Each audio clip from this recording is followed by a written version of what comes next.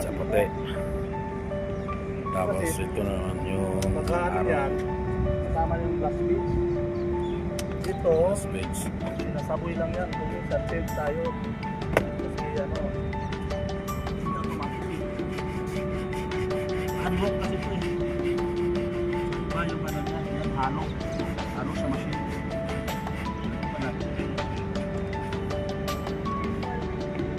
100 bucks sa white. Yung machine niya. Kuha ba tayo kasi unlock ko. Oh, Pasok. 300. 100. Mataas siya. Isang araw, panggabi yung ano.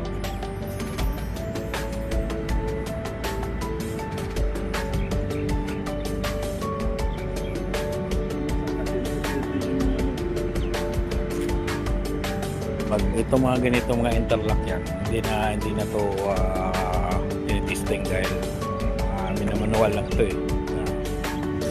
Pag mga ganito yan, manual lang ang gawa nito. Pagpipintura. So ganito, machine ang ano nito. Machine ang nagpipintura nito. So may glass beads to na ano pa, umiilaw to pagka gabi. So reflect pala pag gabi to. Pag maano ng ilaw yan. So yan. Kasi tinichig kasi tapos na kasi ito hanggang dun sa ano to, hanggang dun sa yan, dulo. So, yan. Ito yung kanila parang playground. Ayan yan sa loob. Check natin. So ito mga kalabok, yung iba namang kumpanya.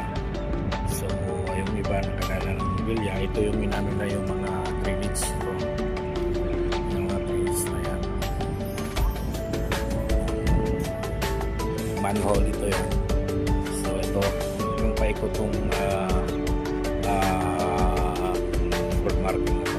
Tapos na kasi ito eh. So ngayon tine-check na nila para kaya alaman na sa pera. Banat yan. Yan, pedestrian link to. So tine-testing. Kabayan kung pasado ba. So sa tingin ko pasado naman kasi ang standard kasi nito 350. So mataas eh, huwag lang bumaba. Yan ang pang dito, ang pamamaraan. So ang problema lang kasi nila dito, nagka-problema sila kasi bagong design to. Kasi dapat ditong design na to, mas mga kasagaran ng karamihan ng ginagamit yung design na to. Pag nasa pedestrian, hindi ganito ang design. So kung anong sinusunod nila ng instruction dun sa sinusunod nila yun sa pag-road marking.